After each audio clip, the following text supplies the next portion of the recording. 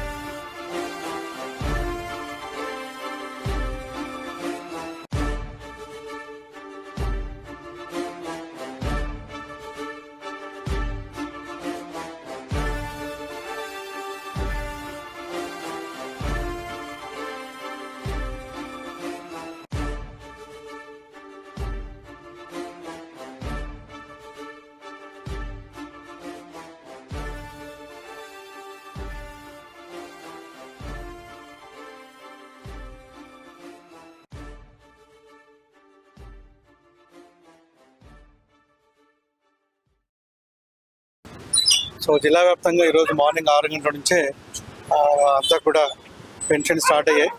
So దాదాపు అన్ని గ్రామ పంచాయతీల్లో 6 గంటలకే స్టార్ట్ అయింది. సో ఈరోజు మొత్తం దాదాపు ఉన్న వాళ్ళందరికీ కూడా పెన్షన్ డిస్ట్రిబ్యూషన్ కార్యక్రమం ఈరోజు కంప్లీట్ చేయడం జరుగుతుంది.